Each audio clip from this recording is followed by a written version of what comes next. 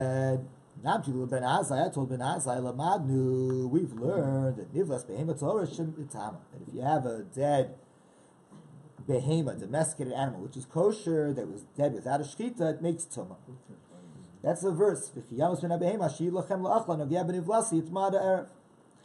we have a source for Nivlas Behema Tmeya Shemitama. We also have a source that Nivlas Chaya Tmeya Shemitama. We have a source that a nevela of a wild animal that's not kosher, that if it's dead, it's mitame. But Nivlas Chaya Tahora Lo Lamadu. But there is no source explicitly in the Torah that a wild chaya, a wild animal, that's kosher and it's dead without shchita, that it creates tumah.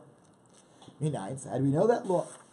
So Namli, so he said back to me, the verse says, Kol holich al kapaya, al kapav, whatever walks on its palms, b'chal achaya olechas al arba, amongst all the wild animals that walks on four, tzmeimim lachem, that's tummy to you. So it says, b'chal achaya. So b'chal achaya is to include all the wild animals, whether kosher or not. Namtilo, so I said back to Ben Azai, v'chinemar v'chal chaya, does it say and all wild animals? V'alolo nemar, but it doesn't say ela b'chal achaya. It's saying b'chal achaya, inside the wild animals. L'mahalche kapayim b'chayu da'asa. The verse is coming to talk about, as we said, for the fetuses that are inside the wild animals. Namli, so Ben Azai said back to me, what does Rabbi Yishmael say about this? What does Yishmael say about this? I said back to him, the verse says, another verse, and if a domesticated animal will die, that's a reference to the non-kosher animals. Then verse goes on to say, Asher hi lachem lachla, which is for you to eat. That's referring to a kosher domesticated animal. And we have a rule, that chaya b'chlal behema. When the Torah talks about behema, it doesn't only mean the domesticated animals, it means all the animals, even the wild animals. And when the Torah talks about chaya, it means even the behemos. Behema b'chlal chaya. And since this verse is talking about the kosher ones and the non-kosher ones, so therefore, chaya tahora, the kosher wild animals, b'chlal behema tahora, is included in the beginning of the verse. From the end of the verse. Asher hi lachem la'achla. So just like Asher hi lachem la'achla, which is for you to eat, is a kosher behema. Since included in behema is also chaya, that's including also a kosher chaya. And chaya tmeya, and a non-kosher chaya is included in the beginning of the verse. V'chiyamus min behema, b'chla behema tmeya, which is included in the non-kosher behema. Because behema includes chaya, and chaya includes behema. Now, the source for that, behema tmeya b'chlal chaya, tmeya. So behema tmeya is included in the verse about chaya tmeya, and behema tahora is included in the verse b'chlal chaya tahora. V'loshen hazeh amar li. So then Ben Azai said to me, Chaval al Ben Azai, a pity for Ben Azai, shaloshim yeshus Rabbi Yishmael. That he, had been a student for such a long time, and he hadn't been smart enough to sit and learn from Rabbi Yishmael, who has the answers of how we know the sources for the laws. Rabbi Yishmael knows how we know that a chaya tahora, which is dead, is a nevela. So now the Gemara goes back to this lesson. Chaya b'chal behema b'naon. How do we know that a chaya is included when the Torah talks about behema? It says in the following verse. The verse says in Parshas Re'eh, Zosa behema asher tochlu. This is the behema that you'll eat. Now in rabbinic Hebrew, behema means a domesticated animal. We're saying that in biblical Hebrew, the Torah can say behema, and it doesn't mean domesticated animal, it just means animals. It includes wild animals too. How do you know that? Because the verse says, Zosa behema asher tochlu. This is the behema that you will eat. So then what does it list? It lists shor.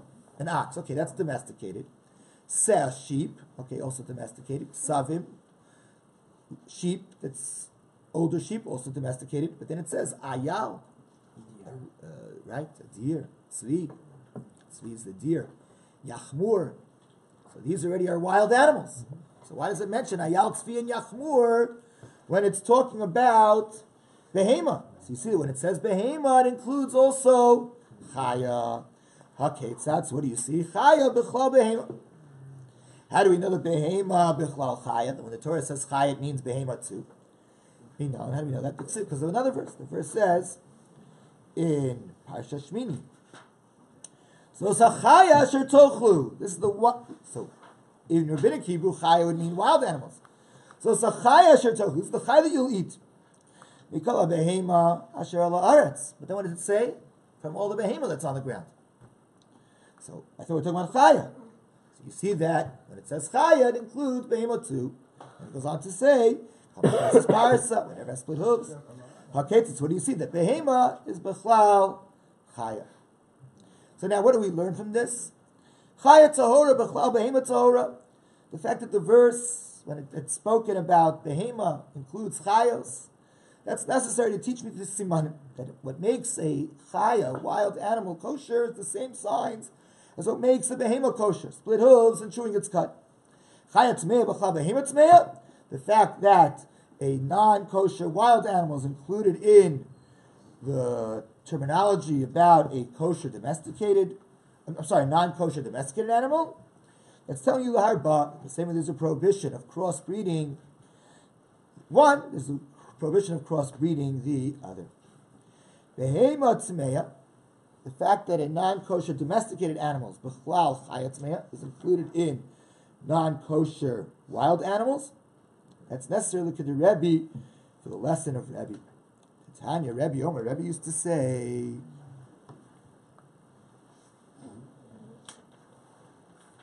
Ekrani chaya. Once the Torah says that chaya, if somebody touches an aveil of a chaya, he's tamei. So behema lama, why did the Torah have to also say behema? The answer is it said for Gzeira Shava, because behema is included in chayas. Why did it say behema? The answer is Namra kan behema tmeya. It says over here behema tmeya. The Namra lahalan, it says later on in regards to a tamei person eating kachim, behema tmeya.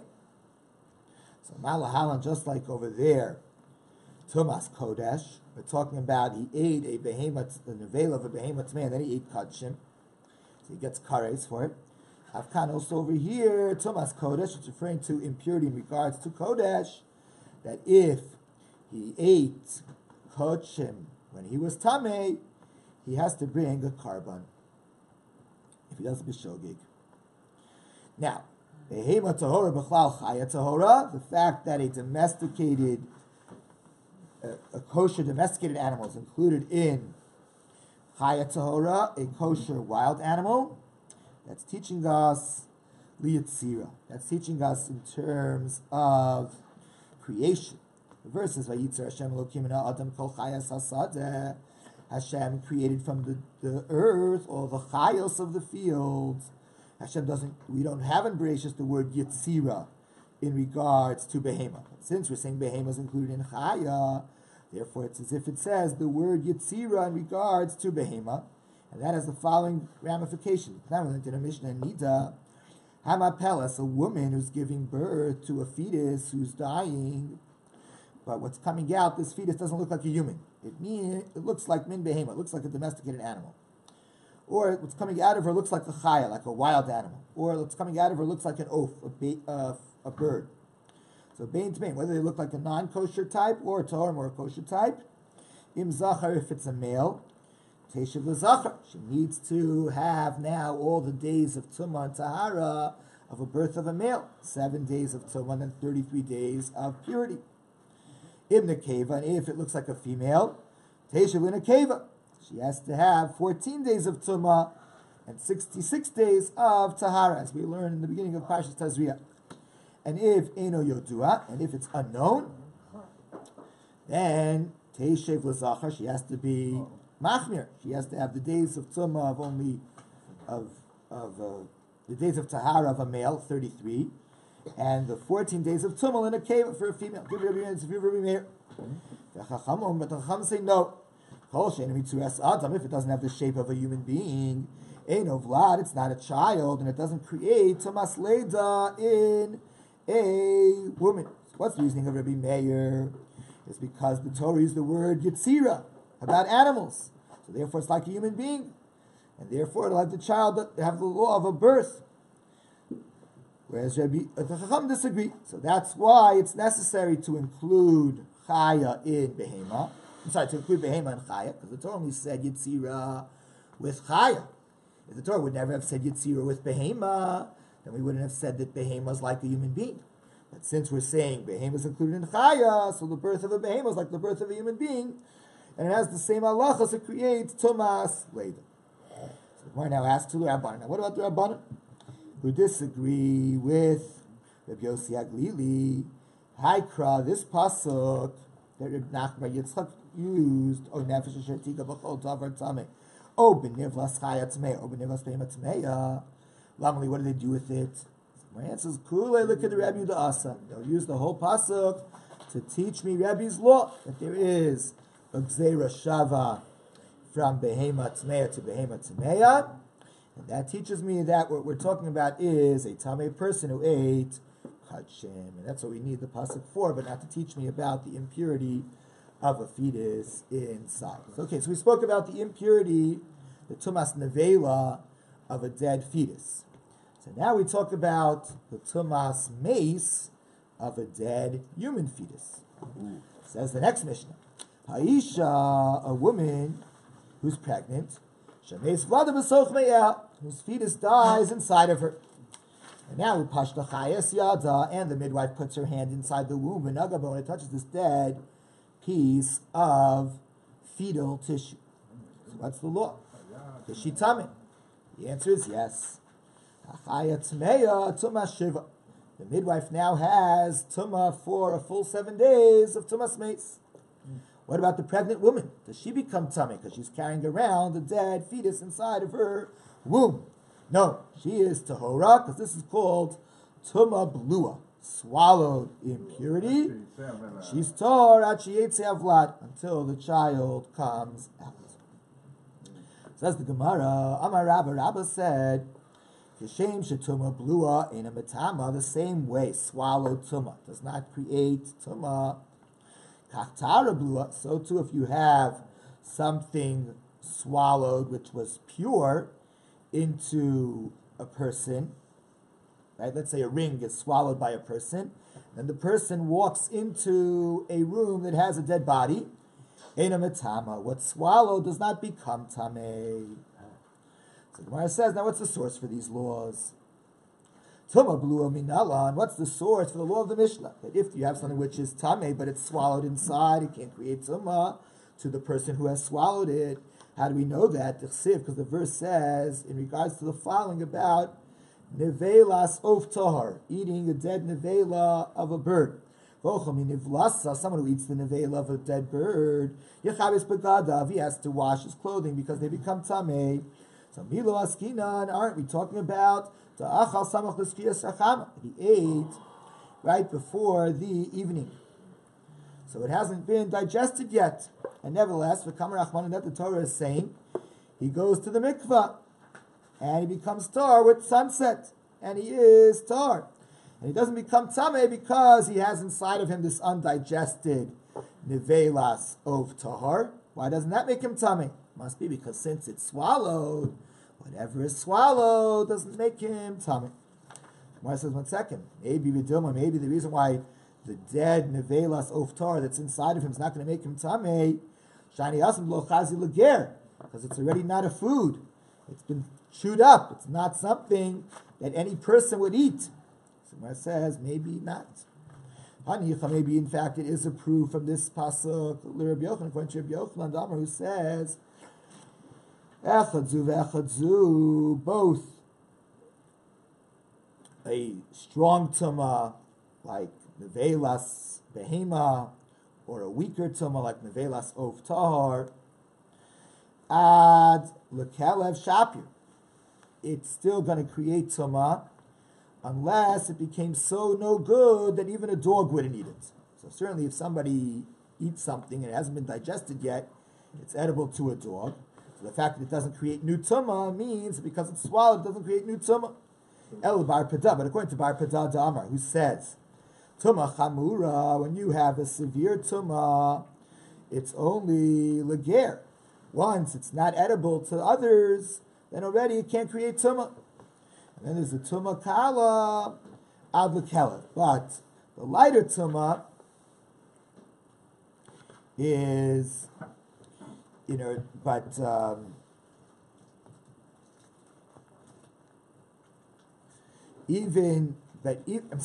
avela of an animal,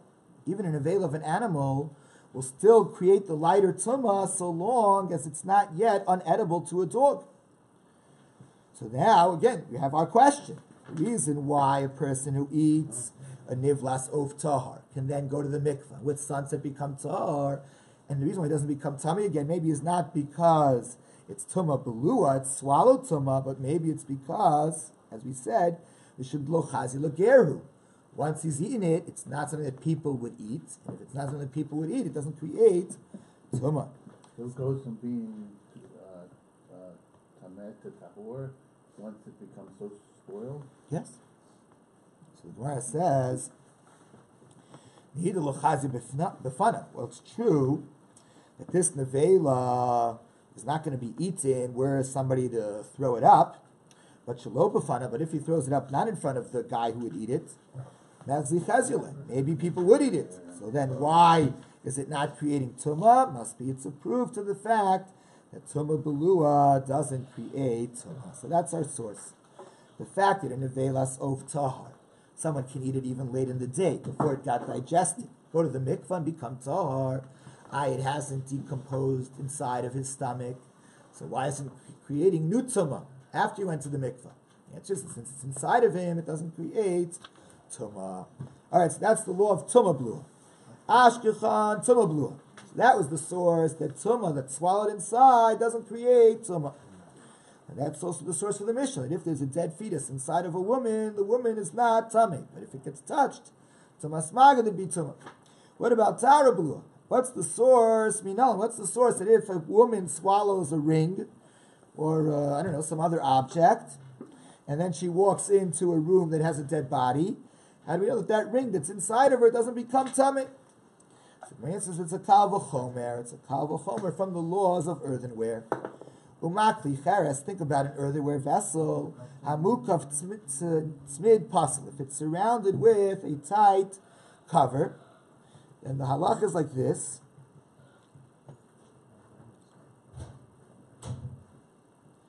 She'eno matzil al tumah shebesocho milatami. That if there is tumah in this earthenware vessel, the tumah is going to go outside, and it's going to make things tummy. As we've learned, tumah ritzutza. If you have tumah that doesn't have between it and its roof a gap of a tefach, so compressed tumah, it goes out, even though there's a roof over it. Right? If you have a little tumah here and right next to it some cover, since there isn't a gap of a tefach between the tumah and the cover, the tumah is going to spread. It's going to go out all the way up till the heavens.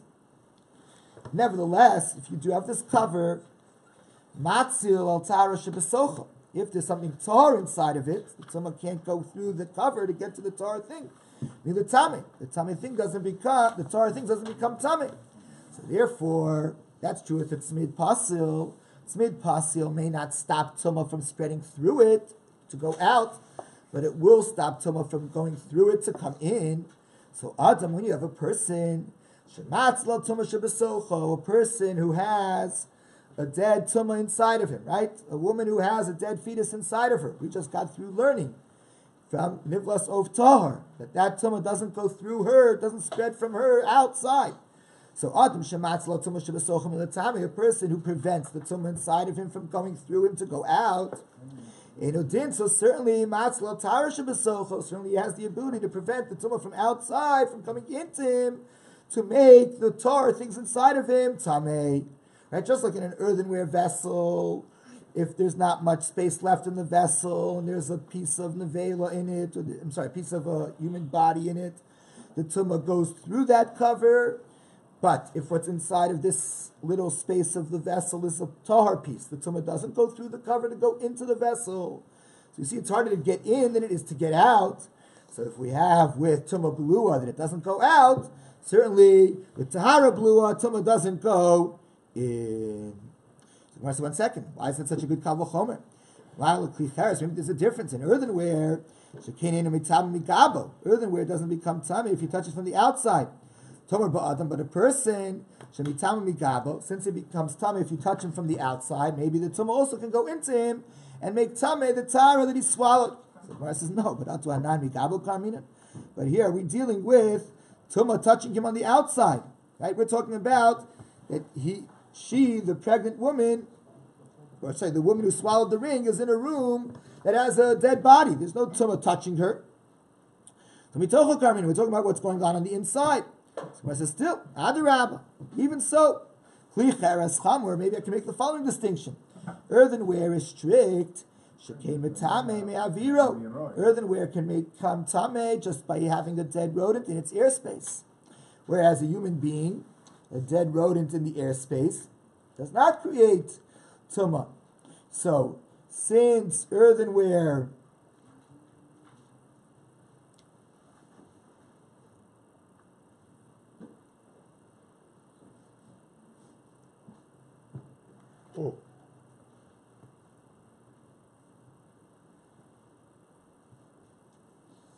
So we're saying like this: earthenware, the exact opposite.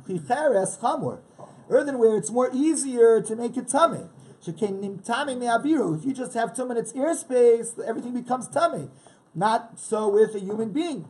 So therefore, if a human being, which is harder to make tummy, certainly if a human being has swallowed something tar, the human body is going to prevent it from becoming tummy. If earthenware can prevent what's inside the earthenware from becoming tummy, certainly a human being can prevent what's inside the human being from becoming tummy. Says the Gemara, Ashkechan, okay, so that's a source of Belua Dilamala. Somebody swallows something from on top, from his mouth. Belua Dilamata minon. How do we know that if a tar thing goes in through the rectum, that now it's inside the body, that the body prevents it from becoming tummy? So the Gemara says that also is a kal v'chomer. Kal v'chomer. Umala, if he swallowed something from the top, even though she'ena osa equal, what's coming through the top is not yet being digested. Nevertheless, it's going to prevent it from becoming tameh. So, lamata, if something comes in from the bottom, she'osa equal, in the bottom, it goes into the intestines. The intestines are already what digest things. So, enodinsa, certainly shematil will prevent it from becoming tameh. So, 1 second. Klumosa equal lamata el alidei lamala. You only have the intestines digesting things if it goes in through the top. The Gemara says no. Even so, equal to lamata rav. It's the intestines that do most of the digestion, even though it comes in through the mouth. And therefore, since it's the intestines that do most of the digestion, if something comes in through the rectum to the intestines, certainly it's going to be tahar, because if it goes in from the mouth, it'll be tahar certainly from the bottom, and in the intestines it will be tahar.